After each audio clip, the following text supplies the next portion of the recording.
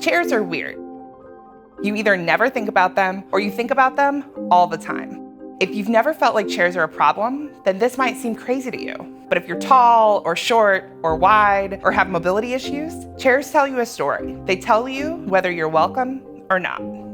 I'm Rebecca. I'm the founder of AllGo. AllGo is a community review app for plus-size people. We review restaurants, theaters, doctors' offices, all with the needs of plus-size people in mind. Our app exists because the world wasn't designed for us, and 95% of plus-size people experience anxiety when we go somewhere new, because we aren't sure if we're going to fit. In design school, it's common to address the Americans with Disabilities Act, but access and inclusion is often a side note. We don't have enough firsthand knowledge or access to design education to tell us how to create spaces that are both inclusive and functional for the broad spectrum of human needs. I care about making spaces accessible for plus-size people. So we teamed up to ask plus-size people about chairs and think about what guidelines for chairs for everyone might be like. We invited people who are AllGo users to answer the question, what makes seating good for plus-size people? We decided to organize a charrette, which is a process for designing for empathy, commonly used in architecture. You gather people together and focus on one big question to get immediate, unfiltered feedback as a designer.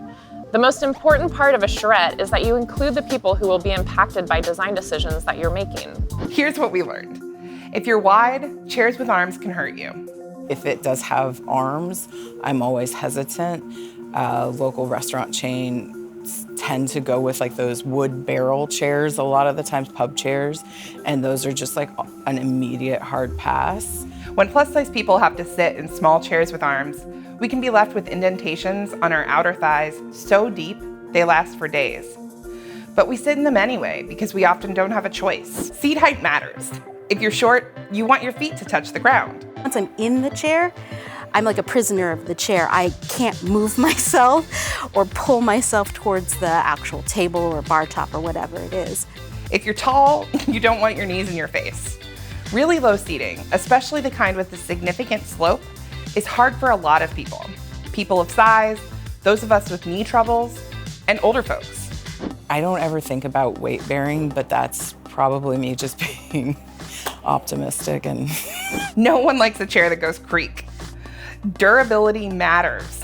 The sturdier your furniture, the more comfortable people of size will be, and the longer it will last. This chair costs $50 and supports 770 pounds.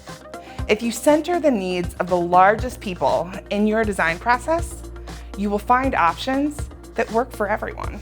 Every body is different, whether you're tall or short or wide or small. Bodies are different, so chairs should be different. Because if everything's still a standard size, not everyone's gonna feel welcome. Provide options. The number one thing you can do is make sure that you have variety in your space. Whether you're a person of size, or pregnant, or tall, or short, or using a mobility device, or have chronic pain, or have a lap dog, or just like to sit crisscross applesauce at your desk. We just need more options everywhere we go, because one size never fits all.